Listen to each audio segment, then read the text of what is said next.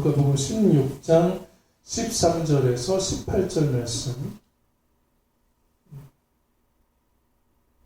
13절 말씀 제가 먼저 읽습니다. 지파인이 두 주인을 섬길 수 없나니 혹 이를 미워하고 저를 사랑하거나 혹 이를 중히 여기고 저를 경히 여길 것입니다.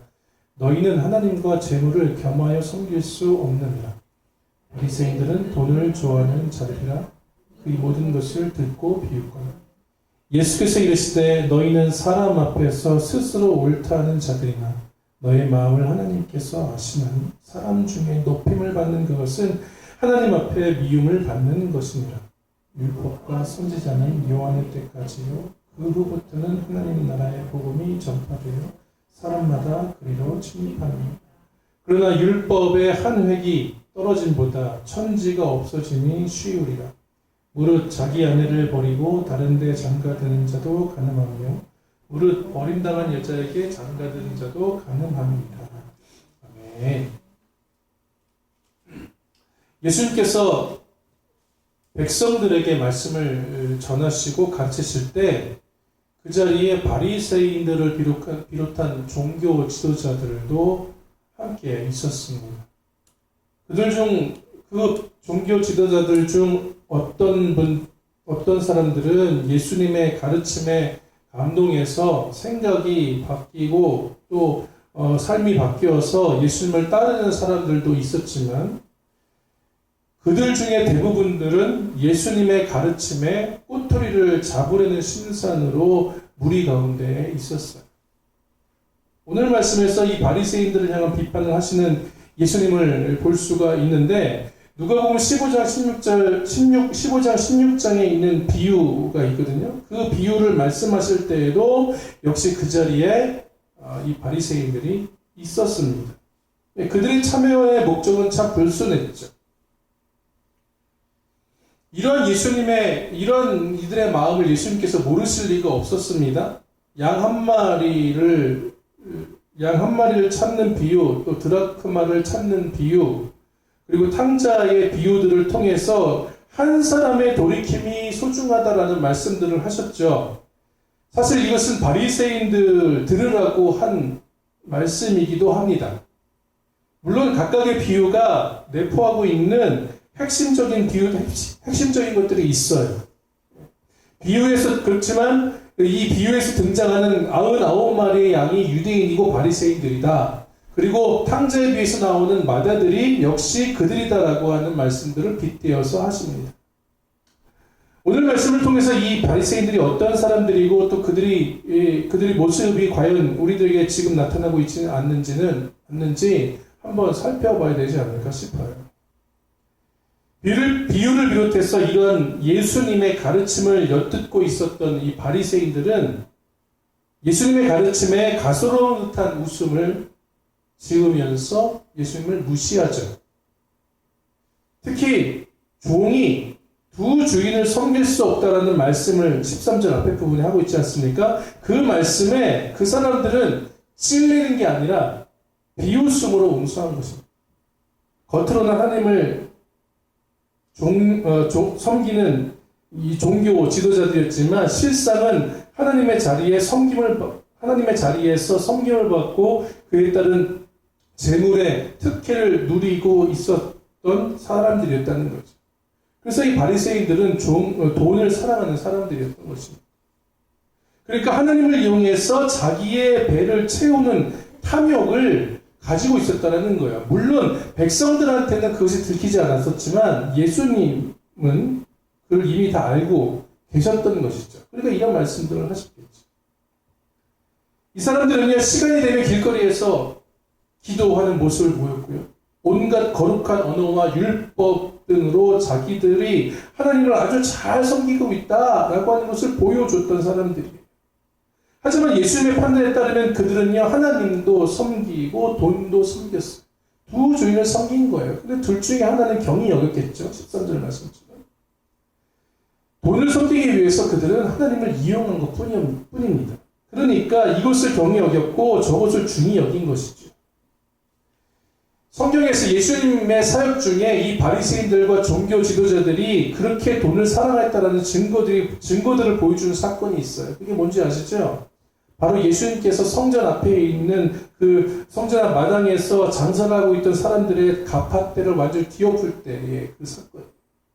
이거랑 그 종교 지도자들이 돈을 사랑하는 거랑 무슨 상관이 있냐? 이렇게 얘기하실 수 있어요. 근데 원래 성전 안에서는요, 경제적인 활동을 할 수가 없어요. 율법에 의하면. 허용되지가 않았어요, 전혀.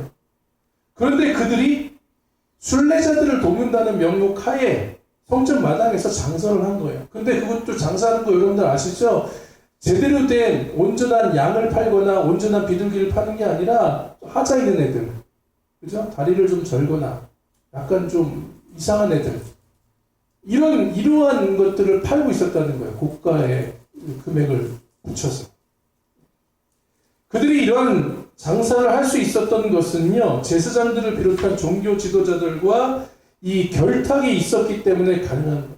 그들이 팔고 난 다음에 어느 정도의 커미션, 그러니까 수수료를 받아 먹었던 거예요. 제사장들과 종교 지도자들이. 그래서 그것을 허용했고, 그래서 예수님께서 그 상을 둘러엎을 때에 이 종교 지도자들이 엄청나게 화를 내고 분노하는 것이죠. 이게 동서고금을 막론하고 돈은 언제나 우리의 신앙을 위협하는 가장 큰 가장 큰 우상인 것 같아요. 돈 앞에서는 모든 신앙이 굴복합니다. 비단 기독교 신앙뿐만이 아니에요. 기독교에 관련된 이단들도 그렇고요. 소위 사회에서 건전하다고 이야기하는 다른 종교들도 마찬가지입니다. 제가 SNS는 잘 하지 않아요. 글도 별로 잘 남기지도 않고. 근데 이제 가끔씩 페이스북에 들어갑니다. 이 사람들 뭐하고 지내나 이러고 들어보면요. 소위 이제 신앙인이라고 하는 사람들이 이 공유하면서 걸어놓은 그 글들을 보면요. 극우 성향의 가짜 뉴스 그리고 이생의 복에 대한 내용으로 일관을 합니다. 하나님의 백성으로 이 땅에서의 복은 당연히 누려야 된다는 생각으로 가득 차 있어요. 지금의 부족함은요, 하나님이 아직 나한테 복을 주시지 않았기 때문에 어쩔 수 없이 지금 겪는 일이다. 그러니까 내가 참고 인내하고 하나님 앞에 간구하면 하나님께서 그것을 나에게 주실 것이다. 나는 그러한 믿음을 가지고 그러한 믿음을 가지고 하나님 앞에 나아가고 간구한다는 것입니다. 다른 사람들과 비교했을 때 누리지 못하고 소유하지 못한 것에 대해서 안타까워하면서 또 때로는 화를 내면서 하나님께 간구하는 거예요. 그 복을 달라. 그게 신앙 좋다라고 하는 그리스도인들의 모습이에요. 제가 말씀드렸어요. 이렇게 하나님을 향해서 이러한 하나님을 향한 소망을 가지고 있다면 이것은 하나님을 그저 다른 잡신들과 똑같은 위치로 내려놓는 거예요. 우리가 믿고 따르는 하나님이 어떤 분입니까? 전능하시고 모든 만물들을 만드시고 그 모든 만물들의 주인이신 하나님이시죠. 무엇보다도 나한테 새 생명을 주시기 위해서 고귀한 그 그리스도를 보내주시고 그래서 우리에게 주님이 되셨던 그분이에요. 근데 그러한 하나님, 대문자로 쥐죠. 갓을 그냥 잡신으로 격화시키는 겁니다. 그런 신으로 생각하고 섬기고 따르는 거예요. 우리가 예전에 분열시대 때의 말씀들, 열왕기나 역대기를 묵상할 때, 또 선지서들을 묵상할 때 함께 나누었죠. 이렇게 하는 것은요, 이렇게 격화시키는 것은요, 여호와의 이름을 망령되게 하는, 하나님의 이름을 더럽히는 아주 큰, 10계명에는 계명을 어기는 아주 큰 죄라고 하는 사실들을 우리가 알아야 돼요. 근데 그게 그때만 그런 게 아니라 지금 우리 그리스도인들도 그러한 모습이 있다라고 하는 겁니다. 그런데 안타까운 거는요, 이러한 것이 죄라는 사실들을 인지하지 못하고 있다는 거예요. 사도 바울이 얘기했어요. 디모데전서에서 돈을 사랑함이 일만하게 뿌리다. 그리고 오늘 말씀에서도 예수님께서 얘기하셨죠. 물질을 따르는 것이 하나님을 따르는 사람에게는 절대 있을 수 없다. 두 주에 섬길 수 없다고 말씀하셨습니다. 그런데도 교회를 다니는 사람들은요, 이 물질의 축복을 지금도 애타게 아주 간절하게 간구하고 있어요. 아직도 여전히 받을 복이 있다고 믿고 말입니다. 생각해 보세요. 우리가 이런 세상의 복을 위해서 하나님께 간구하고 있다면 과거에 정한수를 떠놓고 빌었던 그 신과 뭐가 달라요, 하나님? 초파일마다 기회장에다가 이름 써가지고 그 시주 하잖아요. 그거 갖고 뭐가 다릅니까? 오히려 복을 받으려면 그쪽으로 하는 게 더 빨리 받을 수 있는 확률이 높아요. 하나님 앞에서 복을 받는 것보다 그런 복을 받는 거죠. 제가 늘 항상 말씀드리지만 그러려면 절로 가시는 게 좋아요.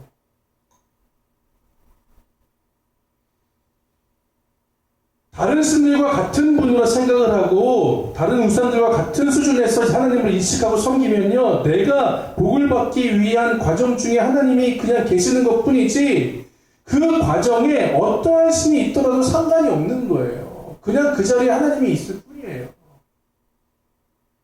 내가 복을 받기 위해서는 어떠한 종교도 상관없는 것이 되어버리는 거예요. 그러니까 절에 가시라는 거예요. 그런 마음을 가지고 하나님을 따르시는 분들은.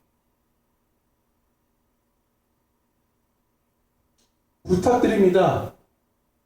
우리들은 기독교를 다른 종교와 같이, 아니 이단들과 같이 천박한 것으로 만들지 않았으면 좋겠어요.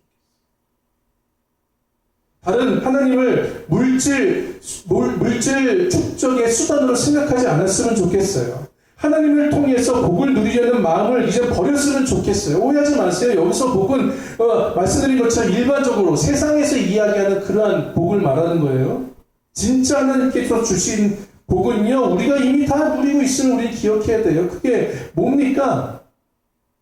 예수님으로 인해서 구원받은 새 생명이 우리에게 주신 하나님의 최대의 복이에요. 그 외의 것들은요, 다 옵션이고요, 사은품이에요. 예를 들어 볼게요. 지금 맥북, 애플 홈페이지에 가면 맥북을 살 때 에어팟 프로를 줘요. 한 30만원, 36만원 정도 되는 거를 13만원만 내면 그냥 줍니다. 맥북 에어나 맥북 프로를 사면. 근데요, 지금 이 말씀을 왜 드리냐면, 우리가 만약에 그 외의 것들, 새 생명을 중요하게 생각하지 아니하고 물질의 축복과 세상의 복들만을 생각하고 그것을 추구하고 그것을 바라고 있다면, 에어팟 프로가 갖고 싶어서 맥북 프로를 사는 거랑 똑같은 거예요. 그리고 그걸 사서 맥북 프로는 버리고 에어팟 프로만 갖는 거하고 똑같을 겁니다. 이 멍청한 짓이죠. 그렇죠? 이벤트는 2월 말까지 하니까 맥북을 사실 분들은 이번 주 안에 사셔야 됩니다. 어리석은 일이에요. 새 생명이라고 하는 귀한 선물, 귀한 복을 받았으니 다른 것은요, 있어도 그만, 없어도 그만인 거라는 거예요. 나한테는 맥북이 필요한 거지 에어팟 프로가 필요한 게 아니거든요. 에어팟 프로가 필요하면 에어팟 프로를 사면 되지. 두 번째로 이 바리새인들을 바라보면서 그들이 어떠한 사람들을 한번 볼 건데, 그 사람들은요, 스스로가 옳다고 여기는 사람들이었고요, 남들 앞에서 그것을 과시하는 사람들이었어요. 실상 옳지도 않고 사람들에게 높임을 받을 만한 존재도 아닌데 그렇게 생각했다는 것입니다. 15절 뒷부분에 보면 하나님께 미움을 받는다라는 말씀을 하시는데, 이 말씀은요, 율법에서 그렇게 많이 사용되었던, 그러니까 하나님께 가증한 것이다라는 말을 번역해 놓은 거예요. 어떻게 하면 하나님께, 이건 하나님께 여호와께 가증한 것이다, 이런 말씀을 많이 하잖아요, 구약에서. 가증한 거예요. 앞서 말씀드린 것처럼 그들은요, 길거리에서 기도하기를 좋아했고요, 절기와 시간에 맞춰서 금식도 자주 했어요. 그러면서 자신들이 일반 그 민초들과는 다르다는 신앙적인 어떤 우월감을 가지고 있었어요. 이것은 곧바로 하나님 앞에서의 교만으로 이어졌고요, 하나님 앞에서 가증한 것으로 여겨진 것입니다. 더 이상 하나님은 섬김의 대상이 아니라 섬김을 받기 위한 수단이 되어버린 것이죠. 앞에서 나누었던 그 복의 대상이 아니라 복의 수단으로 여겼던 것입니다. 그들은 하나님을 이용해서 재물도 축적하고 명성도 얻는 나름대로의 일석이조의 인생을 살고 있었던 거예요. 앞서 말씀드렸던 것처럼 이 땅에서 하나님이 삶의 목적이 아닌 수단이 되어버린 지가 참 오래됐죠. 한국교회가 성장하게 된 가장 큰 이유는 나라의 경제 성장과 직접적으로 연관이 있어요. 80년대까지만 하더라도 한국교회는요, 핵심이 뭐였느냐? 내세에 대한 기대가 훨씬 더 컸어요. 저 천국에 대한 소망이 컸어요. 왜냐하면 이 땅에서 희망이 안 보이거든요. 안 보였거든요. 그래서 그 내세에 대한 소망을 심어주는 것으로 인해서 교회가 성장하는 그 방편이 되었다라는 것입니다. 지금 이 세상은 찢어지게 가난하고 인생도 고로우니까 당신이 예수님을 믿고 천국에 가면 근심도 없고 걱정도 없고 배고픔도 없습니다.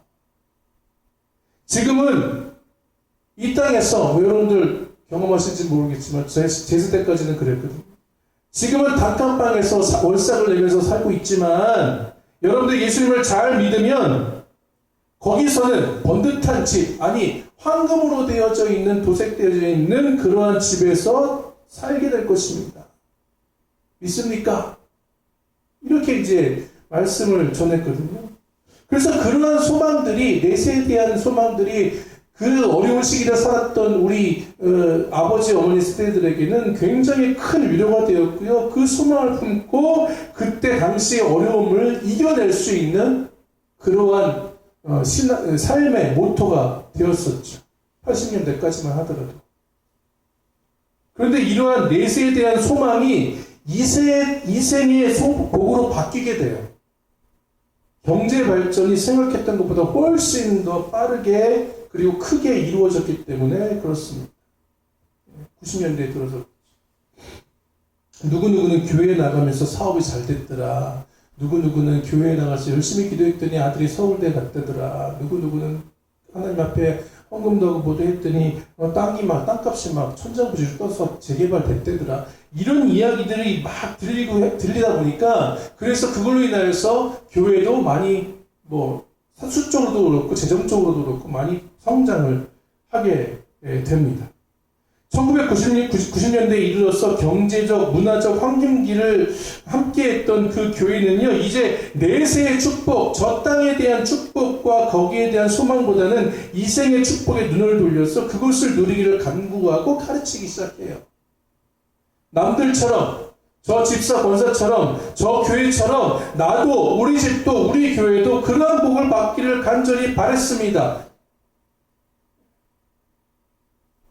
그 기조가 지금까지도 거의 30년이 다 지나가는 지금까지도 계속되고 있다는 거예요. 안타까운 현실이죠. 복을 받기 위해서는 헌금도 많이 해야 됩니다. 교회 봉사도 많이 해야 돼요. 목사님을 잘 섬겨야 여러분들의 복이 있습니다. 이러한 이야기가 여전히 지금까지도 통용되고 있다는 거예요.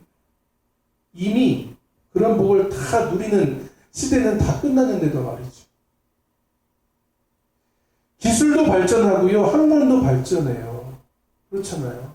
90년대에 지금 2020년대에 이런 삶을 누가 상상을 했겠어요. 이렇게 온라인으로 예배를 하고 그렇죠? 텔레비를 스마트폰으로 요만 조그만 걸로 보고 상상하지 못한 기술 발전이 일어났어요. 그런데 지식도 마찬가지고 학문도 마찬가지인데 신앙은 여전히 90년대에 머물러져 있어요. 그것도 다 그게 전부인 것처럼. 제가 90년대에 신학을 시작했거든요.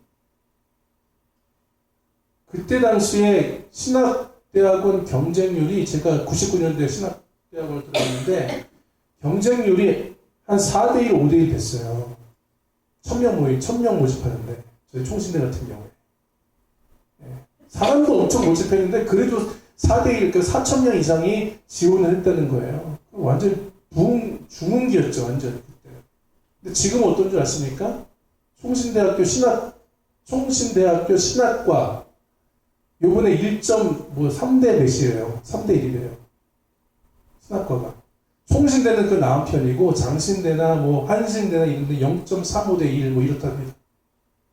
애들도 없고 이제는 그만큼 신학을 하는 사람도 없고 그렇다는 거예요. 지금 그런 상태에 있어요. 그러면 여기에 재빠르게 총회라든지 교계에서 개혁을 하고 방안을 마련해놔야 되는데 여전히 90년대의 생각을 가지고 교회의 부흥을 생각하면서 그렇게 이야기를 해요.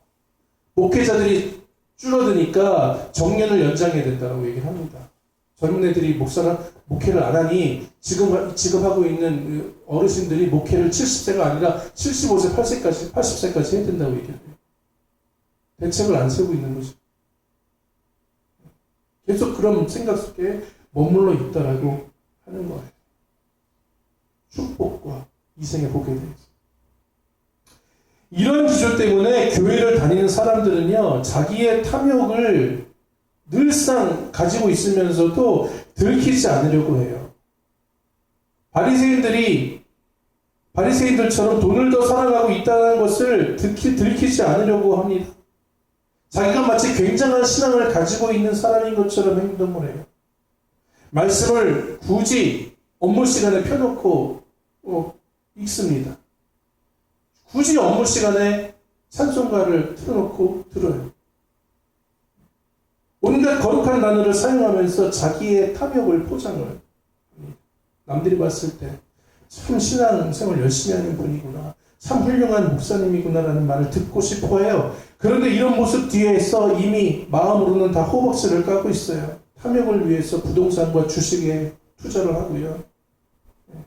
차라리 복권 사는 거는 귀엽기라도 하지. 얼마 안 드니까. 노동의 대가로의 획득이 아니라 요인을 통한 물질의 축적이 마치 하나님의 은혜라는 생각으로 그렇게 포장을 합니다. 자신의 속내는 숨긴 채 남들에게 좋은 사람으로 인식되고 싶어 한다는 거예요.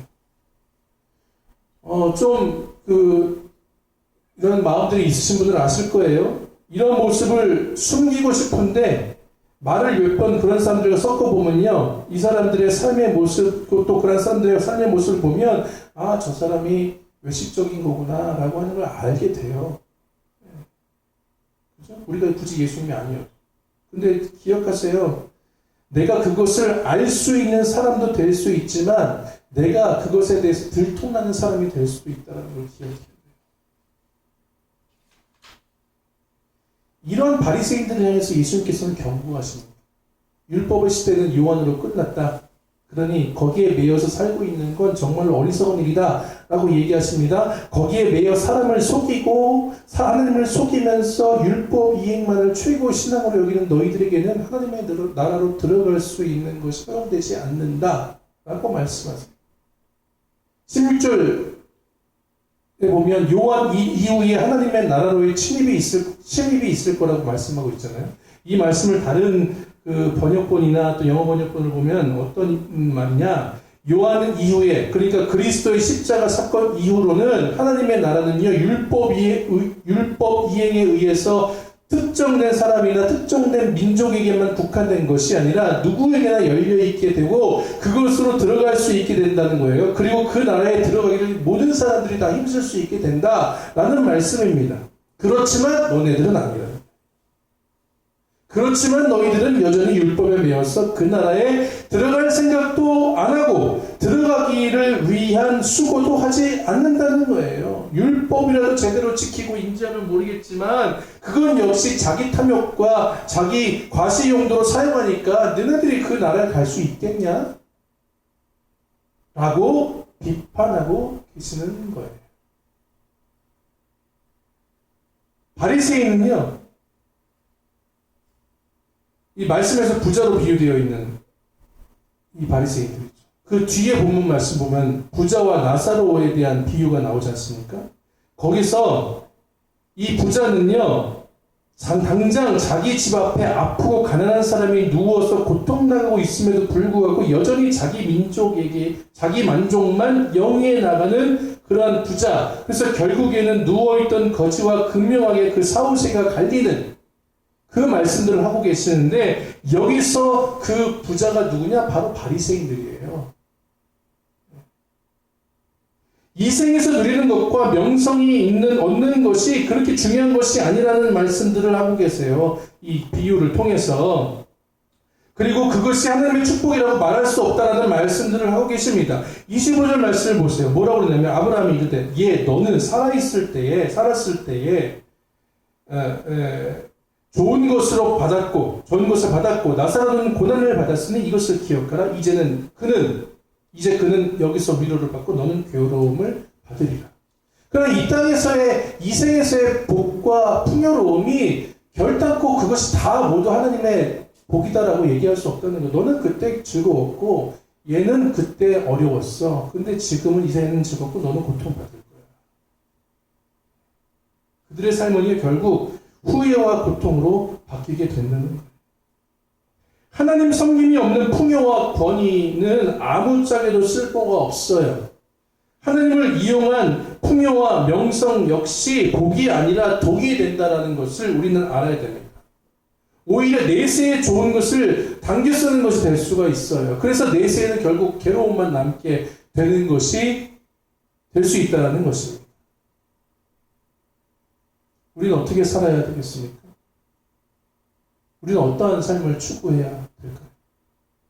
여전히 세상 사람들과 동일하게 그들이 바라는 복을 바라면서 물질과 명성에 집착하겠습니까? 아니면 그 자리가 어떠하든 나의 처소가 어떠하든 감사함으로 예수님을 따르는 자가 되겠습니까? 고민해 봐야 돼요. 그리고 결단해야 합니다. 말씀을 정리합니다. 종이 두 주인을 섬길 수 없어요. 종은 단지 한 주인에게만 종속되어져 있습니다. 우리는 어디에 속한 종입니까? 무엇을 따르는 사람들입니까? 하나님입니까? 아니면 돈과 명성입니까?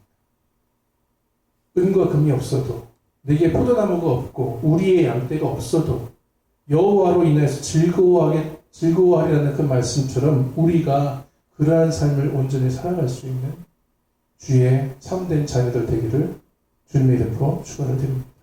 기도하겠습니다.